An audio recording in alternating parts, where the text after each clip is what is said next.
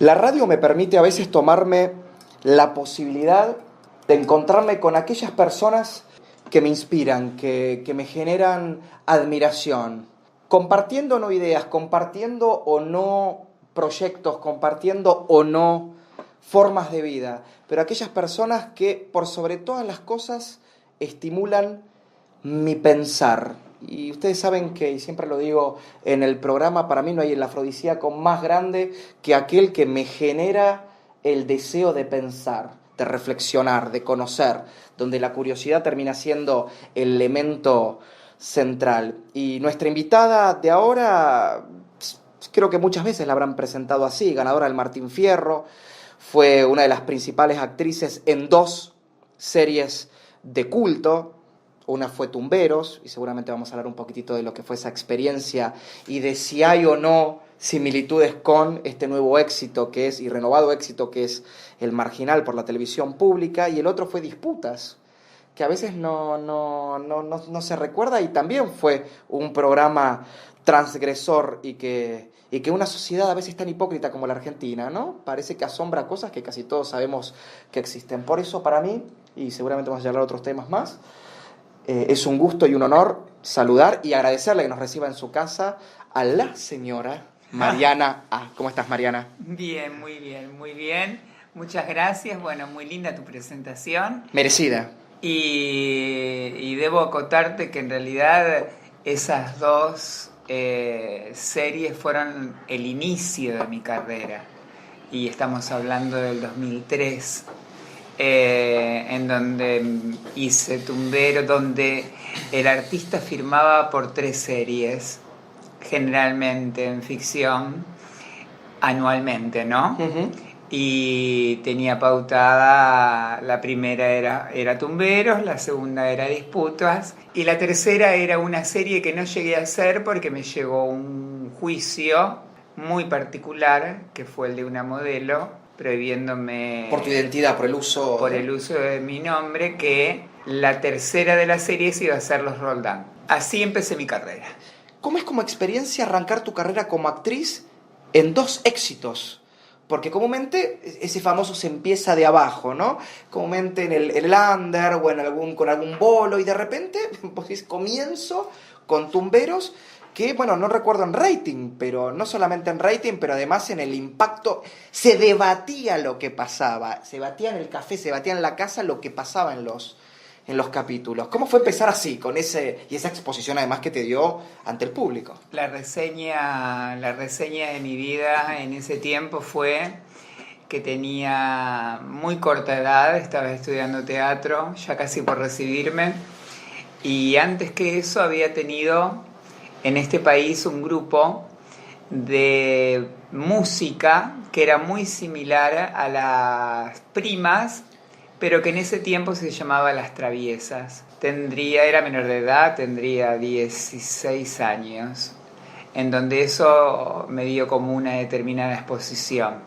Y después, con el pasar de los años, no tanto más que 2, me dijeron para hacer esto que fue Tumberos. No me lo vas a creer, pero la verdad que es algo tan normal como decirte que acompañé a una amiga y me dijo, ayúdame a llevarme los bolsos, porque yo en ese tiempo no era travesti, era modelo masculino. Entonces hacíamos shows en el under y veníamos de no sé qué hacer a la noche. Yo trabajando como transformista teníamos como bolsos inmensos, porque eran tiempos en donde, por ejemplo, las travestis o en donde las transformistas dedicaban mucho de su arte en la escena. Hoy por hoy está como un poco devaluado eso.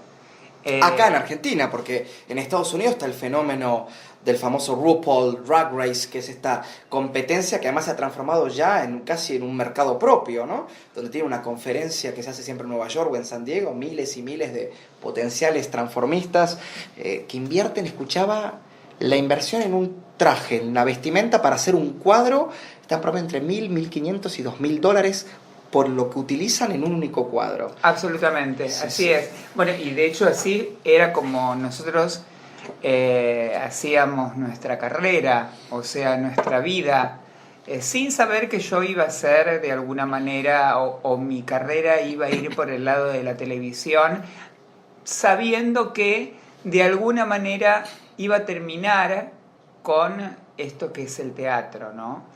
Porque de hecho estaba estudiando, yo cuando estudié en el Teatro San Martín, estudié para enseñar teatro, Uh-huh. enseñar en las escuelas.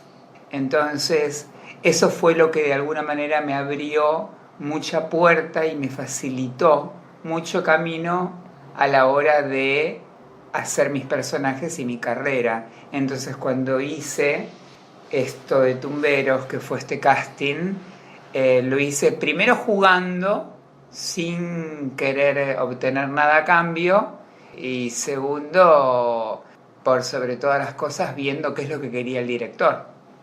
Así que eso es lo que de alguna manera me ayudó el teatro y me ayuda, me sigue ayudando. O sea, La espontaneidad, expresarte de forma espontánea, porque fuiste sin pensar. Al revés, volvemos a lo mismo que te decían hace un rato en off. Te denota una persona que no decís lo que el otro pretende escuchar, ni haces lo que el otro pretenda que hagas, sino que te expresás. Y bueno, y eso, por lo que veo, te fue muy bien en el casting y en el desarrollo como actriz. Quizá no lo pensaste nunca, sí. yo siempre pensé que de alguna manera la gente tiene que hacer lo que piensa. También avalo a la gente que piensa antes de hablar. Yo soy un poco de las dos cosas. Un poco de las dos cosas, pero a esta altura de mi vida. En ese tiempo, cuando te estoy hablando de cuando empecé, quizás no tenía tanta importancia. Más impulsiva. Absolutamente, no me importaba nada, era más joven, me llevaba el mundo por delante y no me importaba si te caía bien o no te caía bien lo que hacía o lo que no hacía. Y algo que me llama mucho la atención, y a ver si esto, incluso yo estuve siguiéndote en algunas otras entrevistas con otros colegas, es que vos obviamente al pasar y a formar parte del staff de actores de Tumberos, obviamente tu proyección hacia el público fue enorme, fue un salto cuantitativo y cualitativo, por lo cual pasaste a ser reconocida en la vía pública, dejaste de ser una anónima y también pasaste a formar parte de lo que acá se conoce como el medio, ¿no? El medio, el mundo, el ambiente. Y en muchas entrevistas repetís que tuviste la suerte de poder adquirir los buenos códigos para convivir con el ambiente porque te supiste relacionar con algunos grandes del ambiente. Y nombrás a uno en particular que yo también tuve el gusto de conocer, con el que compartí muchas cenas en el Edelweiss, te imaginas de quién te puedo estar diciendo, que era nuestro querido, bueno, e inolvidable Juanito Belmonte, ¿no? Que era un hombre que sí conocía el ambiente teatral, de cine, de televisión, era él, inseparable de Enrique Pinti.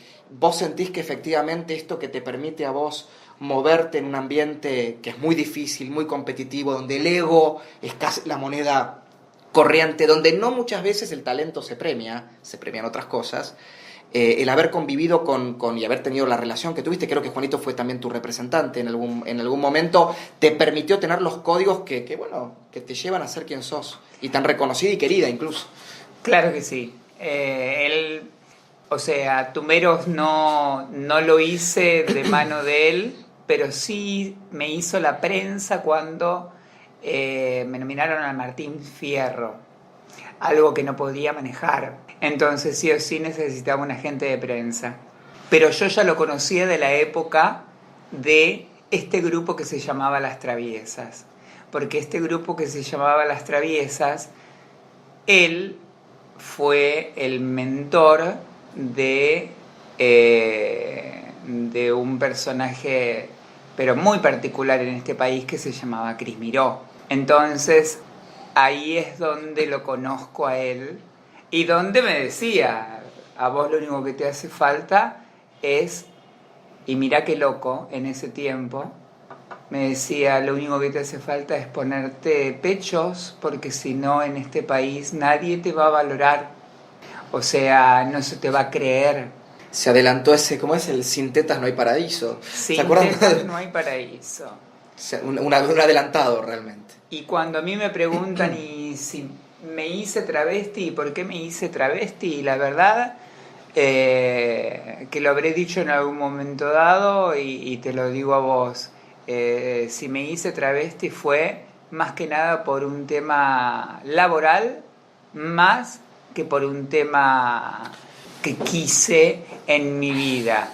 A ver, no reniego de ser travesti, no reniego de vivir como una mujer todos los días, ¿no? O sea, no me costó, no me cuesta, no me costó en ese tiempo. Estamos hablando de el 2003, cuando era todo muy difícil. Hace muy poco, últimamente me están llamando mucho los programas de televisión porque evidentemente me tienen como un ícono de travestismo de hace mucho tiempo atrás. Porque claro, como vengo de la época de Cris Miró, vengo de esos tiempos en donde todo costaba más, pero antes costaba más. Yo creo que sos como un referente bisagra, que estuvo en la transición entre la década del 90, donde había más exteriorización, pero banalización de la figura del homosexual y del transexual y del travesti, a uno, no sé si, que vamos ya empezando la tercera década del siglo XXI, a veces no lo puedo ni creer yo, donde pareciera que empieza un proceso definitivo de aceptación y respeto por la condición homosexual, la condición de transgénero o la condición del travesti. Y vos es como que pudiste vivir ese proceso de transición. Por eso creo que sos una gran referente. Y te voy a tirar... Y la única viva, por sobre bueno, todo. hay otras, pero... Sí, viva, claro, pero... La única viva artista. Artista, claro. Estamos hablando. Ahora vos me serviste con una frase y te voy a tirar con munición pesada. Te lo pido por favor. Te lo pido por favor. De hecho estoy acostumbrada a eso. O sea, pero no. No estaría ¿Por qué acostumbrada a decís, otra cosa? yo me hice travesti y no me hice mujer?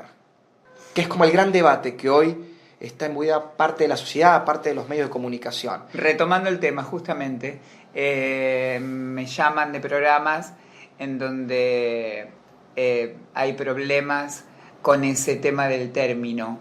El latino, la gente trata de caratular, trata de poner título a todo. El verdulero es verdulero, el carnicero es carnicero, el portero es portero, la travesti es travesti. Cuando la querés, porque si no le decís él, porque también soy de las que piensa que este país todavía no está preparado y no es open mind como para decir que aguante las travestis y vivimos en Europa, porque Europa nos lleva 300 años casi. ¿Vos te acordás cuando trajo, bueno, Oriana Junco, trajo a Vivi Anderson en Sí. principio de los 90? Era como si hubiera traído, no se hubiera bajado un extraterrestre, y Vivi Anderson ya en Europa era una figura al nivel de Raquel Welch, públicamente conocida, triunfando, y acá era un extraterrestre, una cosa rara que traían. Yo la conocí justamente mucho porque, bueno, era muy amiga de Juanito, Vivi. De hecho, paré en la casa de ella, en Madrid, y me mostró sus logros y sus procesos. Y dentro de sus procesos que ha tenido esa mujer, más allá de que le ha costado mucho, es trabajar con uno de los mejores, que fue Almodóvar, que la catapultó a la fama, como a mí, de alguna manera, Caetano en Tumberos. Y en ese momento me dice, mirá, cuando 300 años después vos tengas tu propio teatro, que es cuando ella me mostraba su teatro sobre la Gran Vía, en Madrid. Así que cuando hoy la gente piensa y dice, no, pero acá está todo bien con los gays, está todo bien con las travestis, nos falta mucho, tenemos mucho camino para caminar, nos falta mucho taco para gastar, porque una cosa es que salga de la boca y otra cosa es que salga del corazón. Mirá qué importante. Y teniendo en cuenta eso que decís que te están llamando, incluso has tenido participación estas semanas, mucha participación en diversos programas, podemos decirlo, por el debate que se generó, que es un debate que se volvió a repetir entre, si lo podemos unificar ahí, entre Florencia de la B y Jorge Lanata, donde acá el tema central es que si bien Jorge Lanata la llama a Florencia, le habla en femenino y le tiene la consideración o no como artista, lo que Jorge Lanata plantea es: no tengo por qué yo creer que ella es mujer. Y ella plantea que por los avances en materia jurídica que hubo en Argentina, principalmente con la ley de identidad de género, en realidad, más allá del respeto al nombre que ella decidió y a respetar su estética, la ley también obliga, según su criterio, a que nosotros la entendamos y la creamos una mujer. Y yo te estoy escuchando tus declaraciones y palabras más, palabras menos, vos planteas algo así, desmentime si yo te entendí mal, por eso quiero hacerte este comentario, que efectivamente vos y cualquiera de nosotros tenemos que hacer respetar esa ley. Llamarte Mariana, llamarte, o sea, hablarte en femenino, pero que vos no pretendés, si mal no te entendí yo, que el otro te crea mujer. Claro que no. Claro, pero esto es fundamental en el debate, porque... Obvio, porque a ver, es como... Porque hay una brecha como muy grande ahí. O sea, además sería algo totalmente irracional tener que pensar a que le tenés que poner un revólver a la gente para que crea lo que está diciendo. Sería totalmente mentiroso, sería automentirse. Y hasta violento en algún punto, porque es como forzar al otro a tener un pensamiento acertado o no, pero que no proyecta. Y hoy hablábamos, ¿no? Y ¿sabes qué siento a veces?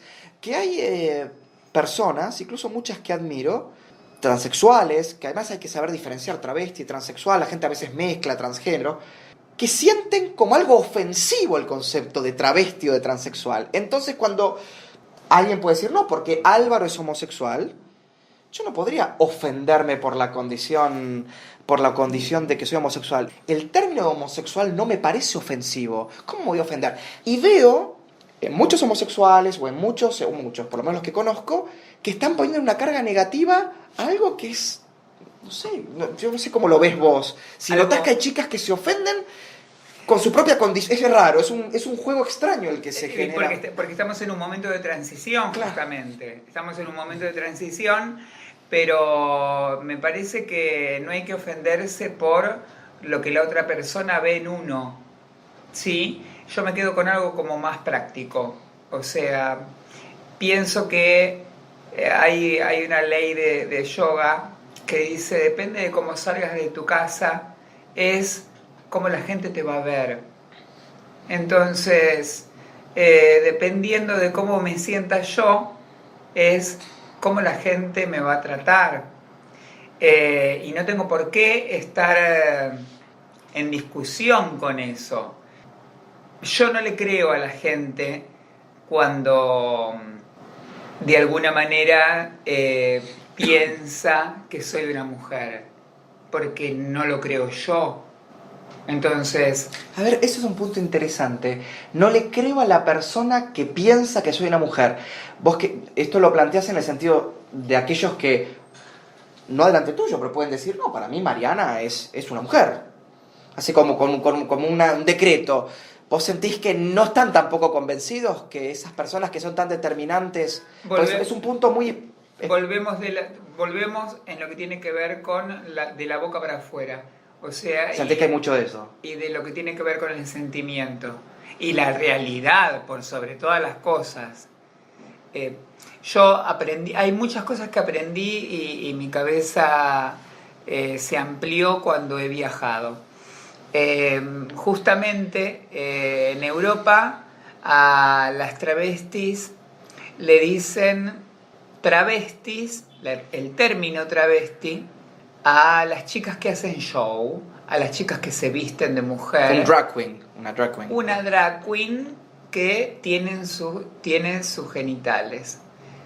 A las trans que para nosotros sería trans, trans dícese de una persona que ya no tiene más sus genitales, o que cambió sus genitales, o invirtió sus genitales, ya no se le dice de ninguna manera.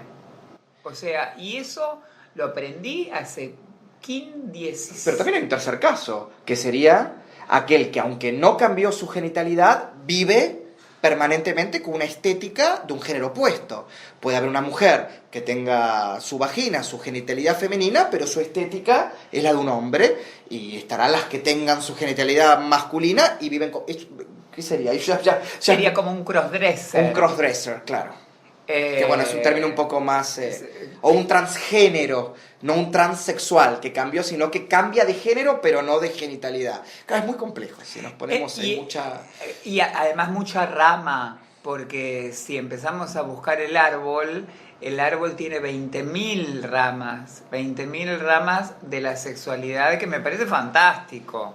O sea, antes eras hombre o mujer, y si eras medio raro, eras... amanerado o maricón. Maricón, sí, bueno. Sí. O si no, torta. Y ahora, machona. Tal cual. Y ahora no, ahora la verdad que se amplió mucho el abanico.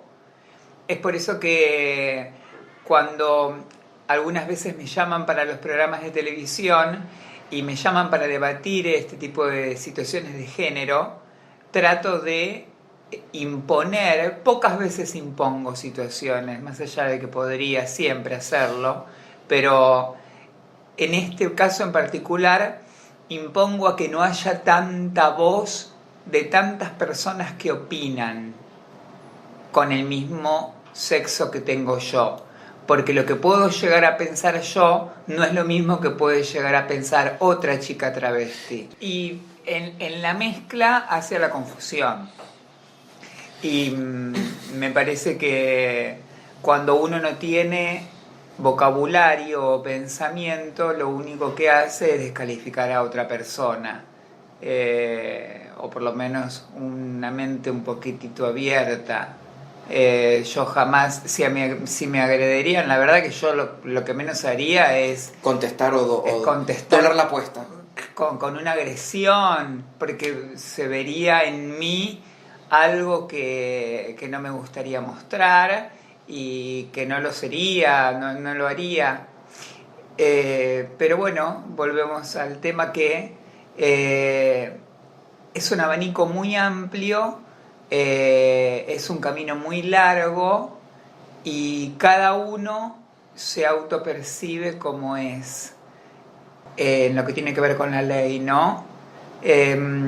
Cuando alguien dice que, por ejemplo, las travestis que hacen humor, por ejemplo Lizzy, que hace humor de ella misma en masculino, daña a lo que tiene que ver con el colectivo trans, me parece que es una ridiculez, porque si fuera por eso, entonces la gente pensaría cualquier barbaridad de mí. Yo no soy esa persona que se ve en el teatro o en la televisión, o esa persona que de alguna manera pienso todo el tiempo de esa manera.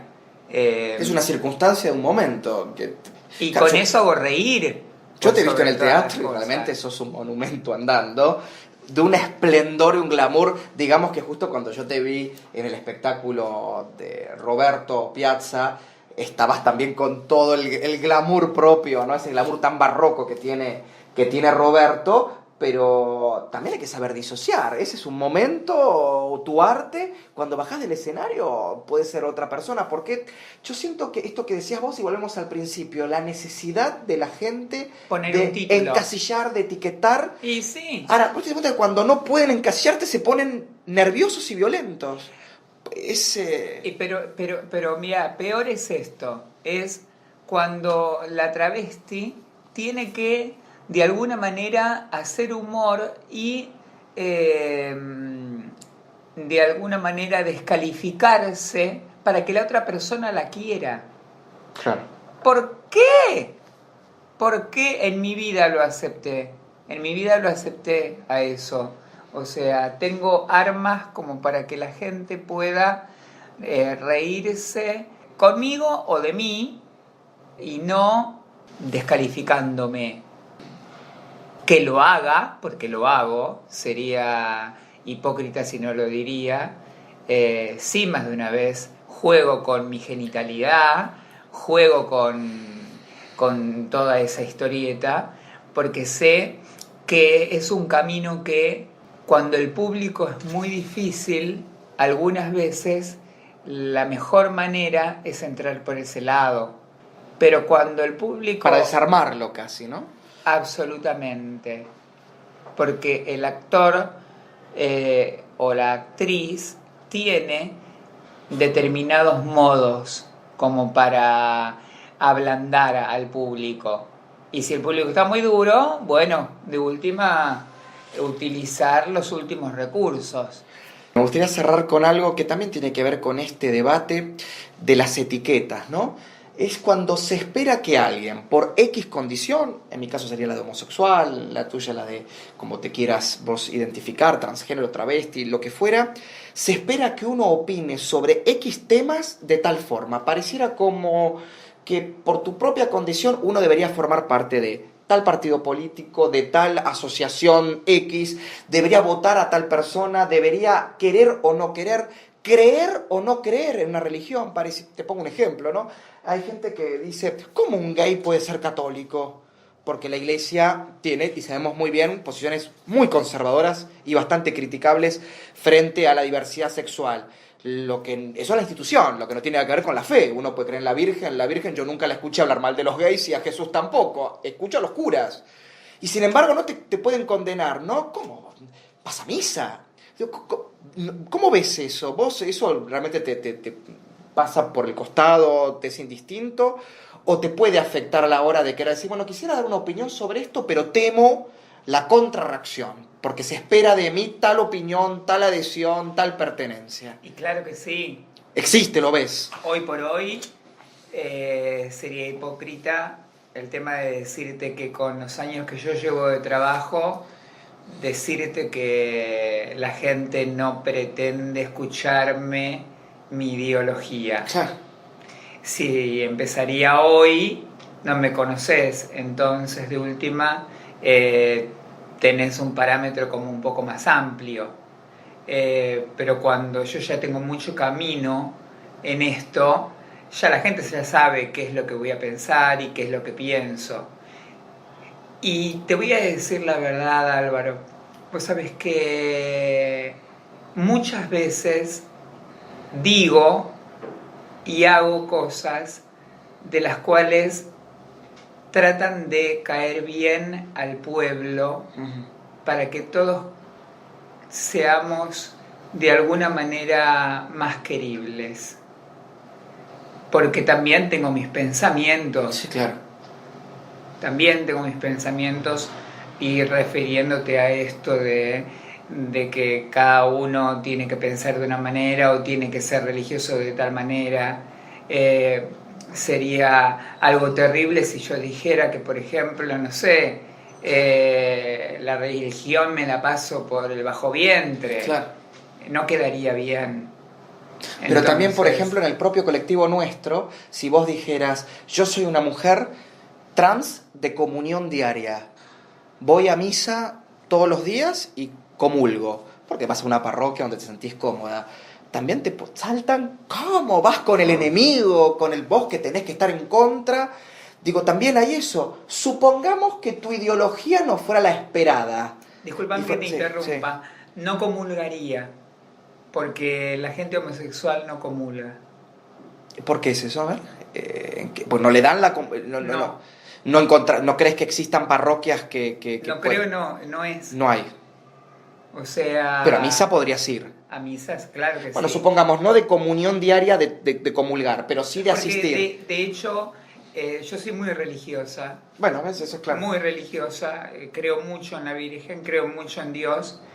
Y una de las cosas particulares en mi vida, que es lo que más me detonó, fue cuando, de alguna manera, las primeras discriminaciones que he tenido en mi vida no fue por la gente, fue justamente por algún cura chabacano que me dijo: usted con su condición y con sus pechos no puede. La jerarquía, los jerarcas, los que están arriba, la base no tenía ningún problema, seguro. No puede comulgar. Entonces, cuando yo leí la Biblia, no una, sino 5, digo, ¿cómo puede ser? ¿Dónde está eso, además? ¿Dónde está escrito? Porque si Dios es amor, amarás al prójimo como a ti mismo. por favor. Entonces, ¿cómo es que me vas a discriminar si soy un hijo de Dios? ¿Sí? Entonces, eso fue uno de los primeros debates en mi vida internos. Pero es importante que supiste disociar la fe de la institución. Quiero decir, no dejaste de ser creyente católica porque un cura, un obispo o el papa te hubieran discriminado. Supiste diferenciar, no dejaste de creer. A veces se nos impone, a nosotros los que estamos en este colectivo, cada uno con su forma de expresarse, que no, si el enemigo es hay que meter todo en la misma bolsa. El cura con la fe, a Jesús, la Virgen con el Papa, ¿no? Entonces, yo puedo ser católico, no es mi caso, pero como vos, rezar en mi casa, rezar el rosario, todo, y no ser papista, no, o cualquier papa, estoy hablando en términos generales. Absolutamente. Y sin embargo, a veces del sector nuestro, que tendría que ser más tolerante y más amplio, a veces te piden que te encasillen. Este es el enemigo y todos tenemos que ir, ni quiero nombrar a los que a veces nombran, y lo que veo en vos, que siempre lo que me generó admiración, es que vos rompés con ese paradigma. Vos reflexionás sobre la cosa, y me parece que esto es lo... Reflexiono algunas veces con mucho dolor, sí, pero reflexiono, como este caso que te acabo de decir, en lo que tiene que ver con la política. Antes no me importaba mucho, ahora me importa quizás un poco más, porque nos importa a todos los argentinos, y de alguna manera estoy como un poco más inmiscuida en lo que tiene que ver con nuestro bolsillo diario, cuando hoy por hoy es muy difícil conseguir trabajo. Si yo hubiera, por ejemplo, empezado mi carrera en este momento de mi vida, creo que no hubiera tenido trabajo como primera medida, o sea, hubiera tenido muy poco. ¿Por qué? Porque de alguna manera es como que en el arte, la Argentina al arte le da un poco nada de bolilla, en el arte, en el deporte. También sabemos que desgraciadamente parte de la comunidad artística quizás sobreabusó de la administración de recursos que provienen de lo público. Por esto que decías antes, ¿no? Yo no voy a hacer algo solo para sacar rédito, o sea, voy a opinar de una manera para un rédito. Hubo, y lo sabemos, incluso desgraciadamente a favor o en contra, hay causas judiciales en investigación que hablan de X personajes de la comunidad artística que administraron fondos públicos para hacer películas que no se terminaron de hacer, series, novelas, y quizás gente como vos hoy, que no, por el recorte, por el ajuste, por la reasignación de recursos, no puede acceder a esa ayuda que antes existía porque están sospechadas. Porque hoy darle a un actor un dinero ante la opinión pública puede estar sujeto a la sospecha de que esa plata se firma 3 días y después... Es lavaje de dinero. Exactamente. Lavado de dinero, corrupción o malversación de fondos. No tenés 1 millón de pesos para hacer una película 1 año, pasan 5 y la película ni empezó preproducción. Con el anterior gobierno o con cualquier otro, hay una sensación de que el dinero público hoy, con justa la razón, creo, la gente exige más. A ver, ¿dónde va la plata? ¿Cómo va? Pero entiendo tu punto. Ahora la pregunta es, ¿cómo encontramos un punto medio? ¿No? Esto Y encontrar el punto medio significa... me agarrás en un momento de mi vida, cuando me hablaste de Piazza, cuando me hablaste de amigos, tenemos como un gueto muy particular nosotros, o sea, nos juntamos y pensamos casi de la misma manera. Está muy difícil en lo que tiene que ver con el arte. Creo que este país, el punto medio no existe, porque volvemos a la conversación de base.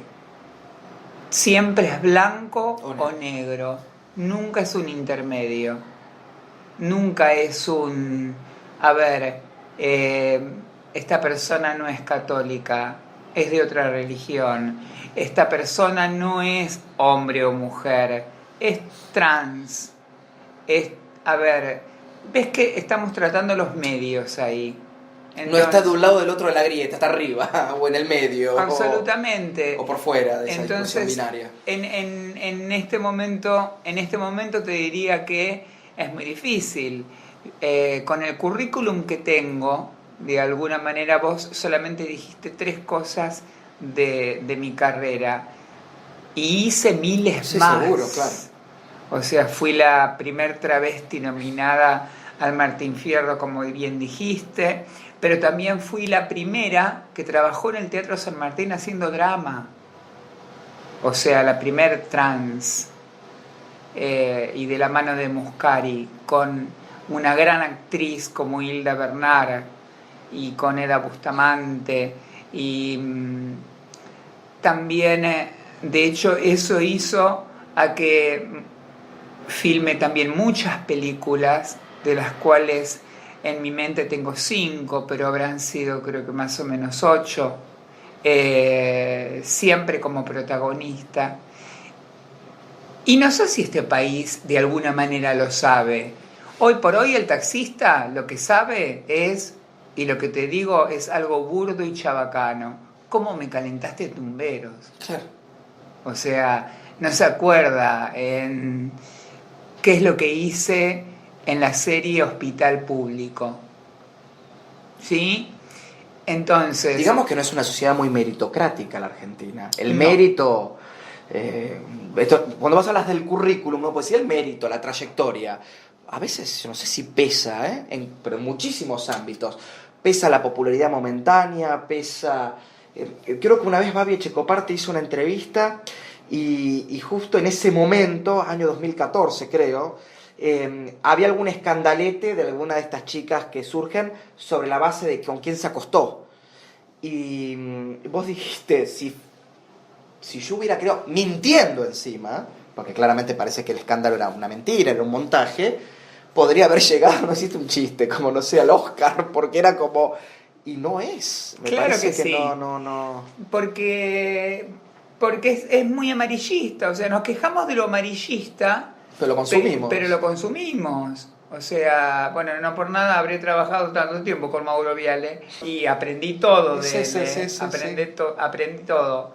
Y es así, o sea, la gente quiere comer caviar, pero a la vez le encanta la mortadela.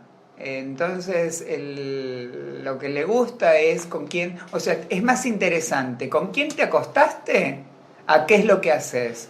Hoy por hoy, y me duele, la verdad que me duele, a mí y a tantos actores y a tanta gente que es muy buena, como Piazza, como tantos más, que han dado su vida y han dedicado su vida al arte, a que personas salgan de un día para el otro y sean grandes, famosos, y él, Roberto, se tenga que ir del país porque no se puede mantener, y yo tenga que irme con él.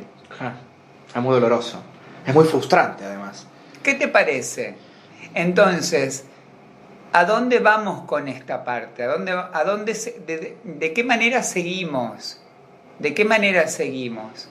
A ver, con esto no quiero decir de que pongan todos los sábados en Canal 9 o en alguno de los canales la novela de las 10 de la noche. O sea, no quiero decir de que volvamos a eso, pero vivamos con un poco más de arte, no con algo tan mediocre, porque es alimentar a cerebros mediocres, claro. ¿Sí? No está bueno alimentar a la gente con porquería. Está bueno alimentarla con cosa contundente, porque si no, te morís, y te morís de alguna manera siendo lo que alguna vez quisiste ser. Entonces, volviendo a la conversación de base y volviendo a cómo empezamos, yo empecé jugando. Hoy, lamentablemente, ya no juego más. Y es por eso que quizás el 30% de mi sonrisa se ha ido. Porque hoy, este payaso ve la verdad. Mariana, un placer enorme este diálogo. Esto no fue una entrevista, fue un diálogo sumamente enriquecedor. Y mis mejores deseos para vos. Gracias.